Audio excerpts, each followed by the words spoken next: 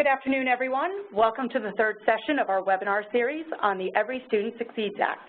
Today's session will focus on Title I under ESSA, improving basic programs operated by state and local educational agencies. As always, let's take care of a few logistics before we begin. If you have a question or would like to make a comment, please use the chat function, which is on the right side of your screen. This is the best way to communicate with us during the webinar. Also, please note that everyone is on mute to eliminate all background noise. We do conduct some poll questions throughout the webinar. The poll will automatically show up on the right side of your screen. Just remember to click Submit after you select your answer. Once everyone has answered and the poll is closed, you will see the results displayed. And finally, I just want to remind you that today's webinar is being recorded. You can find the recorded webinars in multiple locations, such as the ESSA resources page, the Superintendent's Digest, and on CT Core Standards. So let's go ahead and get started. Our host today, as usual, are Ellen Cohn, Deputy Commissioner of Education, and she's joined by Ajit Gopalakrishnan, our Chief Performance Officer. Before we dive into content, let's open the first poll question and see who's joined us today.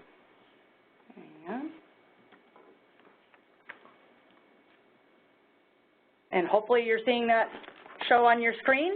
While you're responding, Ellen's going to share with us some updates on our ESSA timeline and stakeholder engagement efforts. Good afternoon, everyone. Thanks so much for tuning in. As Jennifer shared, this is a recorded webinar, so hello to those that might be listening to this webinar at another time. Commissioner Brown, I want to talk to you a little bit about stakeholder engagement, which is now underway, and our timeline for ESSA implementation here in the state of Connecticut. The Commissioner has been engaging in what we're calling Commissioner Roundtables, where she is having various events where she's talking about, as a follow-up, the 5-year comprehensive plan of our State Board of Education. Equity and excellence is the slogan for that plan, and as a follow-up, she's introducing how ESSA and our decision-making around ESSA is really tied to our 5-year comprehensive plan.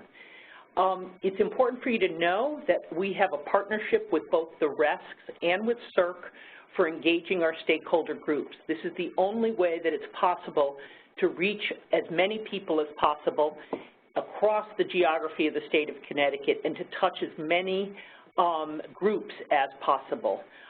We are staging focus groups with over 80, we are having focus groups with over 80 different groups. At those meetings, responses will be coded. This is a form of qualitative research. We will code those responses, compile the data, and we hope to have a report back from the RESCs in late December, early January. We will begin writing our state plan in the month of December, going through the month of February, at which point we hope to post it for public comment. The leadership here at the State Department of Ed, as well as staff, have been working with groups, and many of you that are close to the department know we go to curriculum councils, we go to RESC meetings, we go to superintendent meetings. Ajit, I know you hold a data meetings routinely, meet with folks on accountability committees. So we are engaging groups, each and every one of us, as we go out to our routine meetings to talk about ESSA. We have a survey on our website that unfortunately we're recently experiencing some technical difficulties, so I can't direct you to it at this time, but it will be reposted as soon as possible. It will be found on our homepage under Quick Links, and it is highlighted in the color red. We have monthly updates to our State Board of Education, and the Connecticut General Assembly's Education Committee. We're holding a forum with them to discuss ESSA on November 16, 2016. That is a public forum, and all are invited. Let's go back to that survey, Jen. Okay. At this point, we have 50% of you as superintendents on the line. We have a few assistant superintendents joining us, and then we have a couple other district leaders and school leaders that are also with us. Thank you, everyone. Thank you, Jen. It's helpful to know who your audience is. I want to now take a moment to talk about the timeline, and you can see that we have a variety of activities and the timeline dates. I won't read through this specifically, but we are now targeting to draft our plan and have it posted by March 2nd, 2016. That's a typo. It should say 2017. And public comment will be from March 2nd to the 31st. And we are expected to submit our plan on or before the 1st of July. There's another typo, 2017. Thanks very much. And so let's talk a little bit about the required coordination across federal programs here with ESSA. It's really important to understand that under Every Student Succeeds, there is a requirement that we have coherence across all the federal programs that are funded from the federal level here at the state level. It's a great idea, and I don't believe it was required under No Child Left Behind, but you can see all the other programs funded at the federal level. Some of these will look familiar to you if it's predominantly superintendents and assistant superintendents on the line, but some of them may be new to you. I want to make a point of pointing out, you can see IDEA, Carl Perkins Act, which I'm told these two laws in particular, we expect to be reauthorized in the next several years, in this year or next year.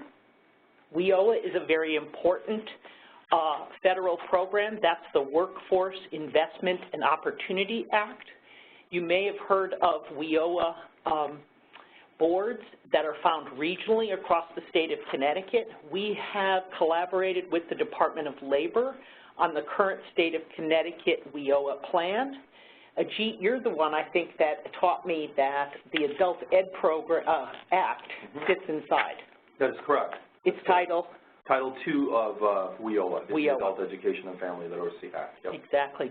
We're also working with and consulting with our colleagues in the Office of Early Childhood, because I am told that under ESSA, there are new flexibilities for LEAs, districts, to use title funding to support early childhood activities at the district level. So that's new, and ESSA formally didn't allow funds to be used for early childhood. So as we go forward and consult with them, watch for that in our state plan, and we'll be providing updates on a regular basis. You can see McKinney-Vento is also there. McKinney-Vento is actually contained within ESSA. That's our Homeless Assistance Act. And there are some new requirements related to McKinney-Vento, and that is found in Title IX of ESSA. Moving forward, you can see that our agenda for today includes a general overview of Title I programs and funding. We'd also like to talk to you about some of the Title I requirements under ESSA that are unique and special to local education agencies. We're going to talk about school improvement, because there's a very large section under Title I that lays out school improvement efforts both at the state and at the local level. Identifications of schools, that's something that certainly Ajit has worked very hard over the last several years. In our last webinar, webinar number 2, and if you were not able to tune in, I suggest you go and review that. Ajit really unpacked data collection and reporting, assessments, and accountability. We believe we are very well positioned, and we'd like to continue the flexibilities we engaged in under our former flexibility waivers. You can also see that improvement activities are outlined in Title I, as well as how we use school improvement funding. So let's talk about the big ideas in Title I basic programs. The purpose of Title I is to improve basic programs. Historically, there's been 2 approaches to do that. Title I is directed on improving the education for disadvantaged students. Historically, if a school had a 40% poverty level, that means the students identified through, or schools identified through census poverty data had 40% or more. Schools were allowed to use whole school programs, and that means that they could combine or braid their local, their federal, and their state funds So for example, I'll use, just for illustrative purposes, I had 10 years ago a reading recovery program. I could combine all of those programs and serve students whether they were free and reduced lunch, whether they were from poverty or not, to do that. That's called a whole school approach. If you fell below the 40% threshold, you had to target individual students who were at risk.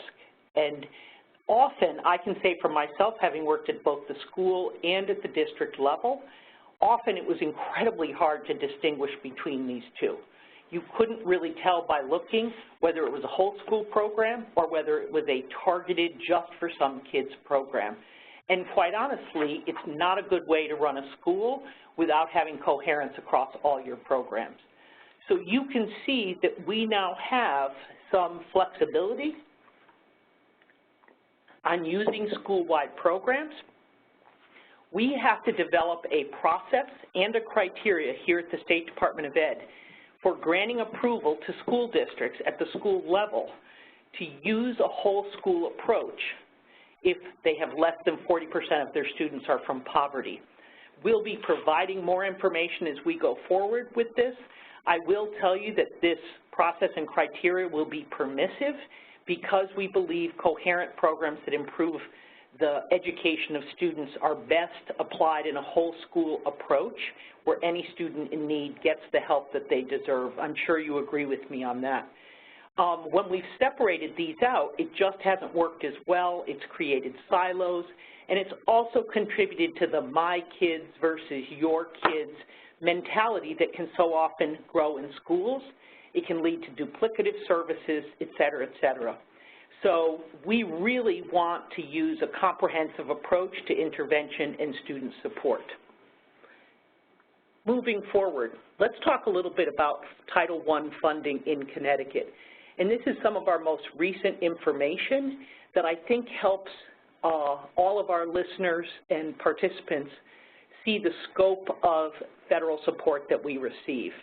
I want to correct title, the bullet number 1. When I wrote this webinar over the weekend, I said, based on last year's information, that there's a Title I school in all but 2 LEAs in Connecticut. In fact, there's 1 LEA in Connecticut that doesn't have a Title I school. It's down to 1. So you can see that by all means, poverty continues, whether we're suburban, urban, or rural.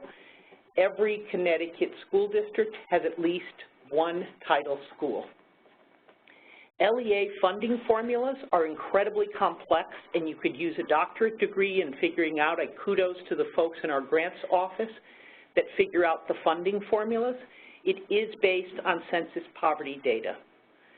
I'll share with you that you can see the range of allocations that have been given to school districts from $7,500 to over $10 million.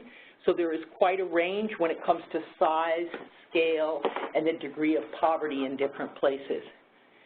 And the total allocation that we receive is over $116 million.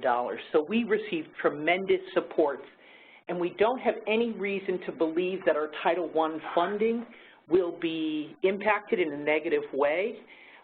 Some states across the country, because of poverty formulas, are actually receiving far less funds. Our funds will continue in Title I, or at least at the time of this webinar, are expected to continue. And so we're grateful for that. So at this time, we're going to open another poll question in which we're curious, what is your experience working with the federal title grants at the local level? So we're going to give a couple moments for everyone to respond to this. So we're looking, do you have previous experience, but you're not currently working with it? You directly manage or oversee these grants? You review or approve the title grant applications, budgets, and spending, or you don't have any experience at all with title grants at the local level? And I just want to jump in and say any one of those responses is fine. Ajit has got to go to another meeting, so I'm going to have Ajit say goodbye right now. Goodbye, everyone. Thank you. Thank you very much, Ajit. Yep. Can you go forward to the next slide, Jen, and we'll talk a little while people are polling? I can. Give me just a moment. And there we go. Okay, I want to talk about while the poll is open, I want to talk a little bit about the school improvement aspect of Title I. The big ideas related to that. As I'm sure you've heard in the news and across the country, greater federal flexibility in spending. What we allow the spending, historically has been constrained, far more flexibility. The LEAs in the states have far more control in developing their plans for school improvement. It's not dictated from Washington, and it's much more context-based at the state level. One requirement that's important but should not be new to folks in Connecticut is that you must use evidence-based interventions. And so there has to be some sort of evidence presented in the application that shows why this intervention is wise with the population you serve and with the students at a particular grade level. So developmentally appropriate, right for the population you serve. You can see that improvement plans for schools need to follow a needs assessment and an identification process of resource inequities. Many times school districts in tough budget times, if one school receives more Title I funding than another, there is an inclination to reduce funding to that district. It falls to that school, it falls under supplement, not supplant. And so if there are too few resources in the title school, the local education agency has to identify those and develop a plan to address them. That does not occur each and every year. We're thinking, because we have some flexibility around this, to do this about on a 3-year basis or a 4-year basis. That will be written into the plan when we post in March, and we'll be collecting feedback through our focus groups on that. The next one is district monitoring and support of low-performing schools. There has to be a checks and balance and a way that the district is looking out for their Title I school. That's a requirement under ESSA. We're going to have to provide and will be providing tremendous guidance in this area about what it looks like at the local level. I want to make assurances that we're very conscious of red tape reduction and reducing bureaucratic tasks that take away from leadership and instruction. We are also developing a system of state monitoring and support, which I'll speak about in just a moment. Jennifer, shall we go back and you can give us a little feedback? Sure. So on our poll results, the overwhelming majority directly manage or oversee title grants. There's no question what everyone's responsibility is for this.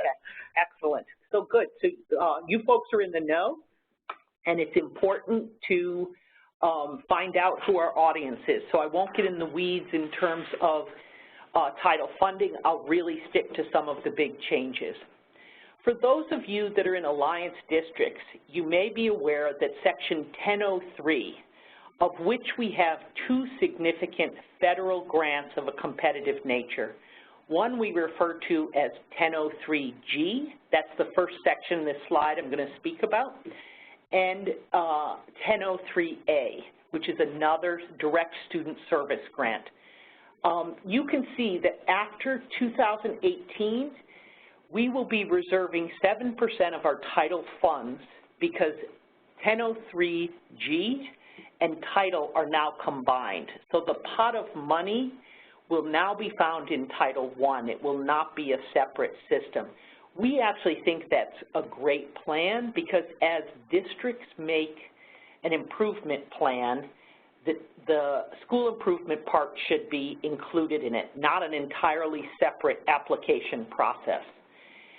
The reserving of 7%, there is a caveat. As long as we do not create a maintenance of effort problem, which is that we reduce every other district by their amount from the preceding year, we will reserve 7% of the title funding.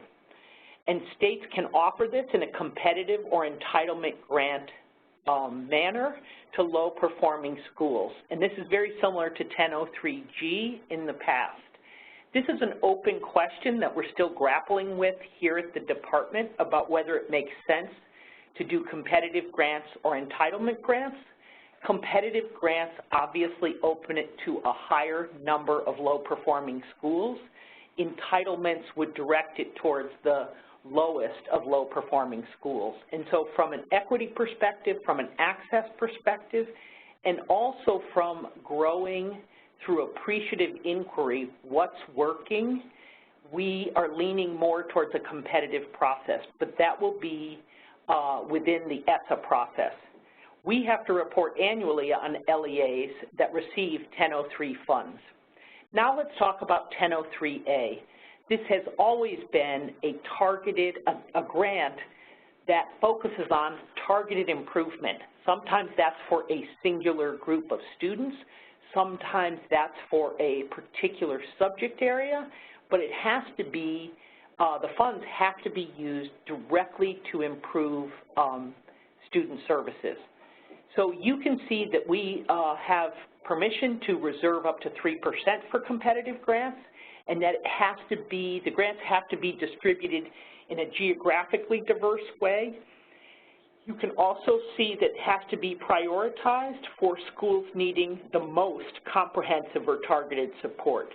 1003A, as I mentioned, has always existed in a separate grant. 1003A has always existed within ESSA under No Child Left Behind, but 1003G has not. And now the two are found in one funding source, and it will occur through one application process.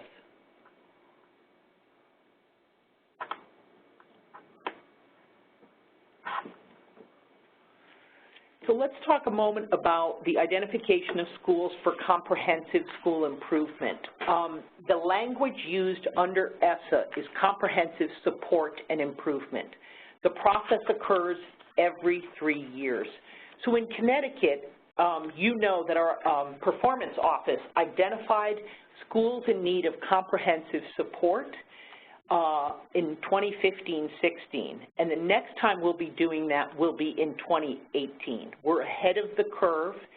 Under ESSA, it's required by 2018, but we thought it very important to do that under our flexibility waiver. We believe that in the case of low-performing schools, overall performance is the most important component found in the law. We have reason to believe that the feds are overreaching a bit in the regs, and we have made statements about low subgroup performance, and that is actually not spelled out in the law. That said, we have a high needs student subgroup that includes all of our student groups based on race and ethnicity, on students with disabilities, English learners, and we believe our high needs student subgroup is actually a very transparent way to identify schools and districts that are not able to help those students reach the same performance as their peers. So we'll have to wait for the final regulations to have more information, and I just wanted to tip you off that B may become a bigger issue depending on how the regulations fall. The other way that comprehensive support and improvement is needed, this is a jump in the percentage. High schools failing to graduate 1/3 of their students, which is approximately 67%. I believe the number previously under No Child Left Behind was 60%. Title I schools that have not improved within a state-determined time frame, but not greater than 4 years. In a future webinar, we'll be talking about the state plan and the long-term goals and interim measures we are required to create. And we think we've got a very efficient system, and we will very likely be using the 4 years for schools that have not improved, and that really means flatlining, that there is not significant growth.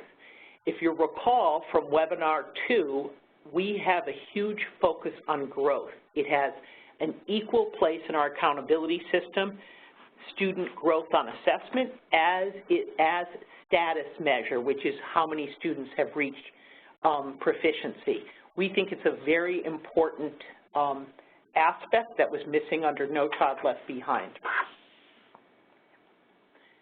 Okay, moving on, let's talk about the required school improvement activities. This is directed for states, which means what is the Connecticut Department of Education required to do?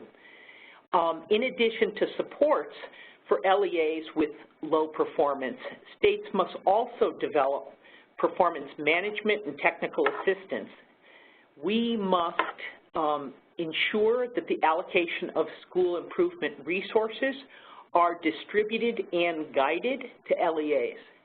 We must ensure, which means we have to develop internal processes, that we have provided tremendous guidance and have monitoring of the use and approval of the use of evidence-based interventions. We are required to provide more rigorous state interventions for the lowest performing schools. We are also required to ensure that periodic resource allocation equity is reviewed at the local level. Again, this gets back to supplement, not supplant, and to ensure that Title I schools are not losing out on state or local funding because it's supplanted through title funds. And then the last one is a catch-all other state-identified strategies. So as I mentioned, performance management and technical assistance. This includes a process for reviewing and approving LEA plans. I want to take a moment here to talk about the fact that Connecticut's one of the few states left, if not the only state left, that does not have an electronic application platform and an opportunity for team review at the State Department of Education level. We want to be able to bring a cross-divisional team of people together to very quickly approve, review, and hopefully approve applications for title funds. We also believe in a bold move that it makes sense for Alliance districts to have a singular application for both their Alliance district funds and their federal funds under Titles 1, 2, 3, and 4. And so we are looking at software at this time to be able to make that become a reality. We think it's pretty logical that we will have to pilot this in 2017-18 with full implementation in the fall of 2018 across the state. But tremendous amounts of training across LEAs will be required.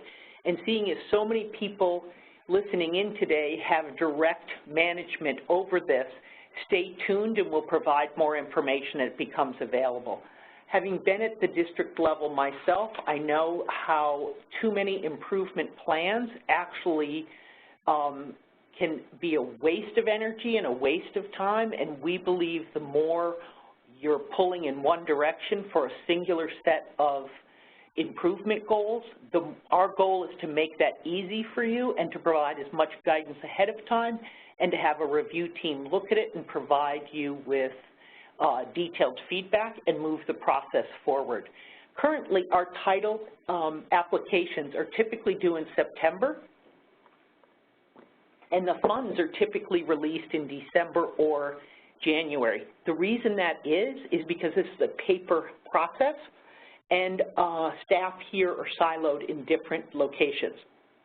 We'd like to bring everyone together and expedite that process.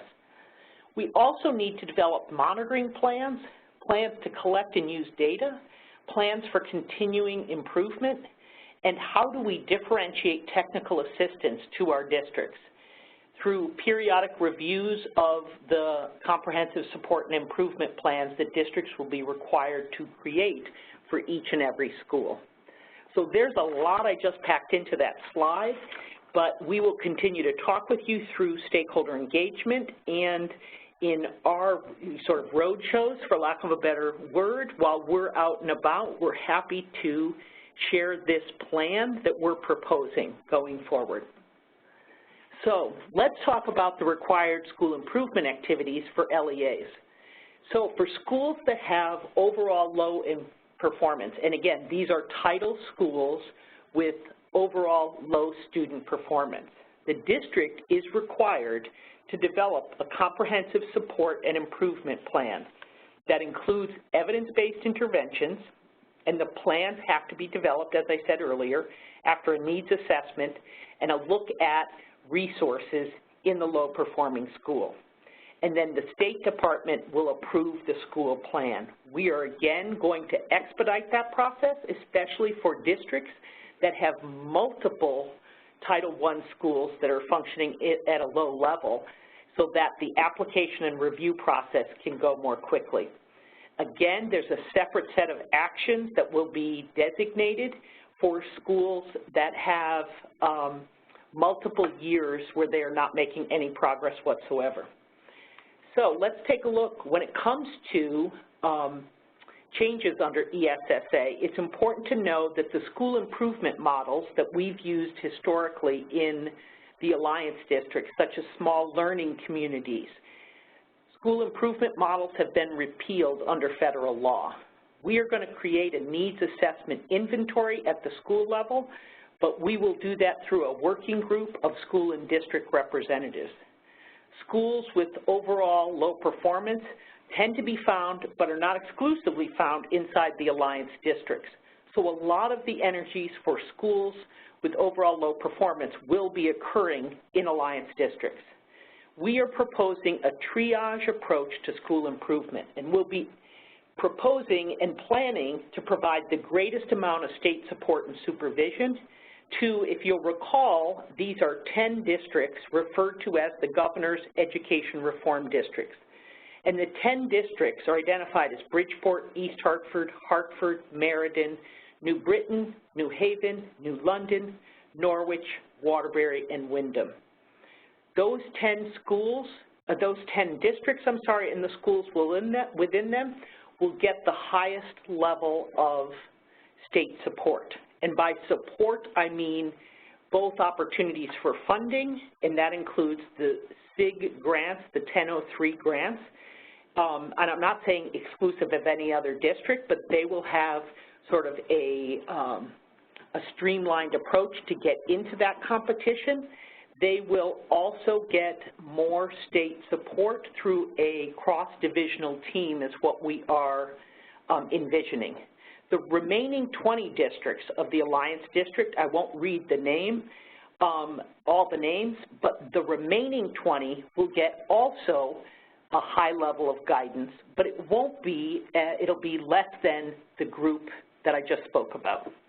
We're also proposing that schools with low overall performance receive the most state-intensive support, and by combining the efforts of both the CSDE Title Office and the Turnaround.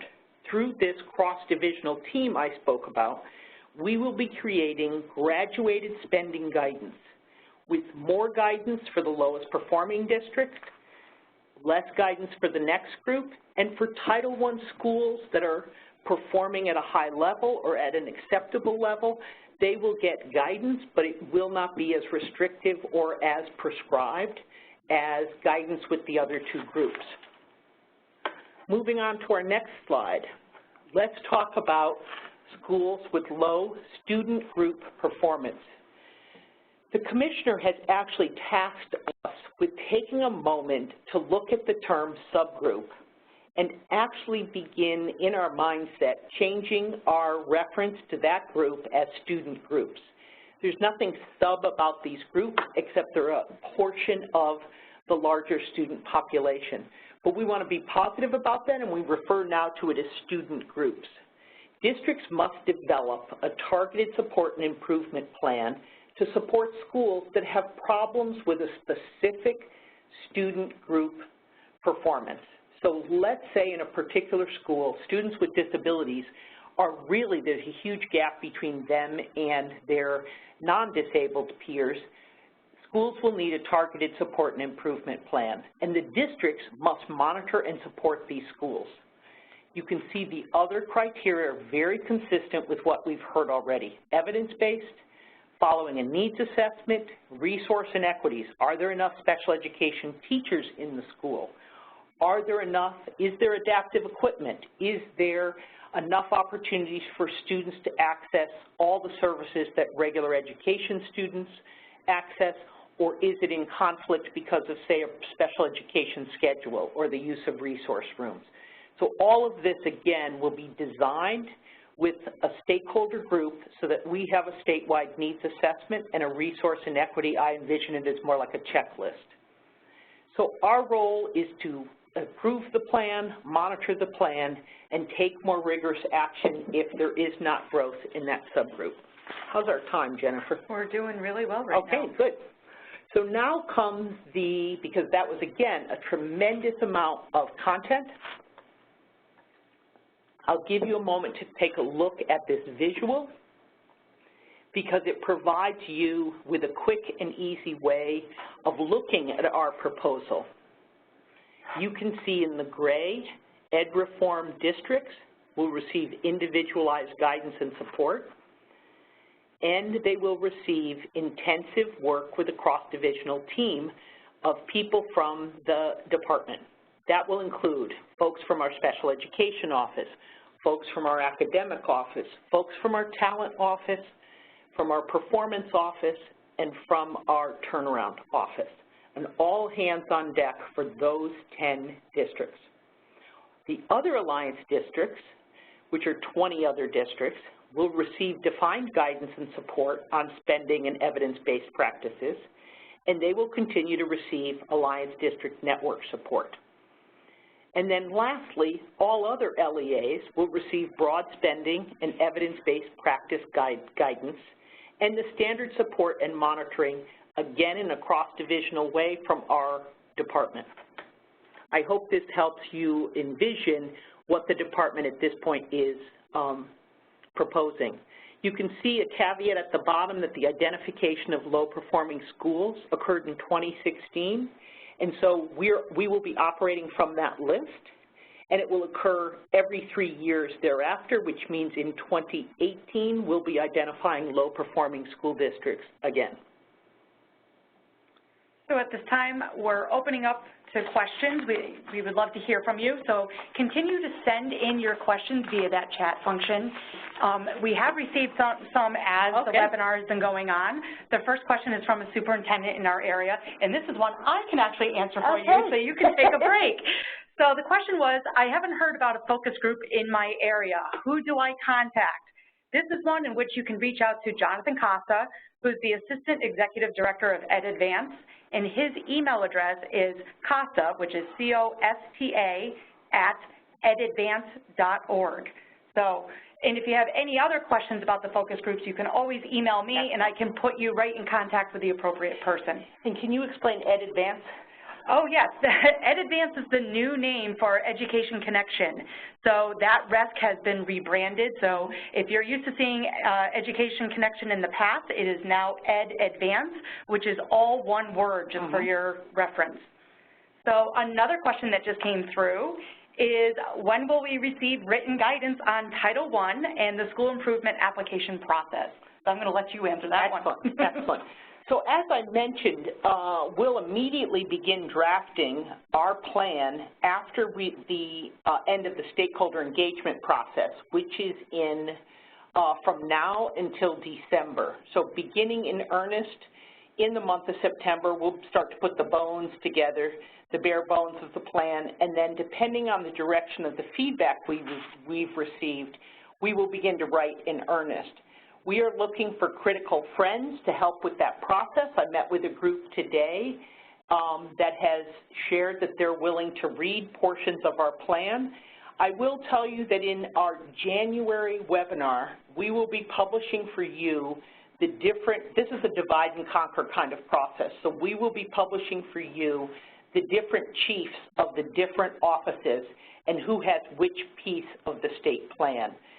It's not hard to imagine that a G. Kapala-Krishnan will be doing the accountability pieces. Isabelina Rodriguez, Dr. Rodriguez, will be doing the standards and assessment pieces. So we will do a divide and conquer approach. So we expect that we'll be done with our plan and by February, and we will begin drafting our guidance. And again, we're going to be reaching out to stakeholders to make sure that that happens. And a question that just came in is, as we look to develop the next district improvement plan later this year, Should we wait to get more specific guidance, or do we continue with the talent, academics, culture, and operations format? At this point, and I will tell you that this is moving pieces, I believe that because our draft to the federal government will not be approved before summer, that we should continue to follow the existing framework that we have.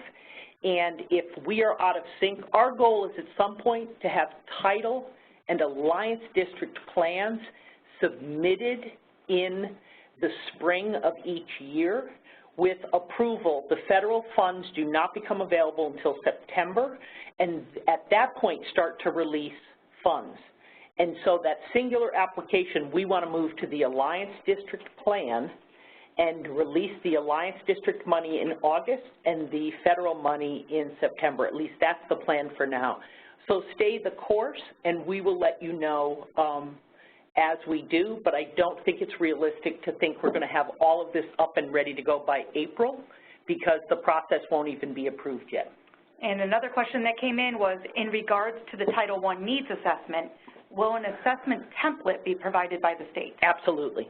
Not only an assessment template, but an assessment work group will develop, because, again, we want to make sure we have folks that are at the local level saying, what do you look for in terms of the needs? So there will actually be tremendous guidance and a template for both the needs assessment and the resource inequity checklist, so that we have a consistent process and folks have the structure they need to make that happen. Okay. I want to move forward to our next one. Yes, we want to ask that one? Sorry, another question just came in. Sorry about that. We have a question that's all about evidence-based practices. What will be our process for establishing evidence-based practice guidance? Not unlike, thank you for that question, not unlike the work we did around scientific research-based intervention at the state level, where we had working groups developing guidance for that. This is such a broad topic that districts must be using evidence-based practices that we really need to put a working group together of internal staff here at the department, school and district personnel, and research experts, as well as folks from higher ed, to develop differentiated guidance across pre-K-12 school improvement. And so this isn't just reading and mathematics. Really and truly, this allows for social emotional learning. This allows for access to high-level courses, advanced coursework. We're going to need to have some pretty comprehensive guidance created, and we look to our colleagues in K-12 to make that a reality. Other areas might include improving school climate and culture. One of the challenges I know when I worked at the district level is oftentimes a lot of title funding is tied up in salaries. And while this is a persistent concern, we need to look at, of the available dollars spent for programming, are we doing it in the most evidence-based way? And if we're funding salaries, are those positions based on evidence of what moves the dial for school improvement? And so really and truly going forward, we need a collective effort for that. Another big focus under ESSA is family engagement, and so we're going to be looking to provide practice guidance on that as well. It makes sense to do it in a way that there is guidance for pre-K-2, for grades 3-5, grades 6-8, and grades 9-12, so that people can literally flip for the particular Title I school, can flip to the area that applies and focus on the evidence-based practices that are developmentally appropriate for that age group. Great, thank you. If you go to our next slide, okay. We're going to wrap this up since we're running out of time. So just so you can see when our upcoming webinars are, our next webinar is going to be held on a Tuesday, which is November 15th. In this session, we're going to focus on ESSA Titles 2 and 3. Please expect to receive registration and login information early next week. Also, please mark your calendars for our 5th webinar, This one will also be held on a Tuesday in January, which is the 17th. In this webinar, we're going to discuss ESSA Title IV, our Connecticut State Plan, as well as long-term goals and progress monitoring. We hope you can join us. Mark those dates on your calendar. And as always, we wrap up by showing our last slide, in which we always want to thank you for participating in today's webinar. We now post the recorded webinars in 3 different locations for easy access. It's on the Superintendent's Digest, and also on our ESSA resources page, which is located off of our CSDE homepage. It can also be found under our ctcorestandards.org website under the professional development button. And as always, if you have any additional questions, please feel free to reach out to Ellen or Ajit at any time. Their contact information is located right there on the screen. Again, thank you so much for joining us, and have a wonderful afternoon. Thank you, everyone. Have a great afternoon.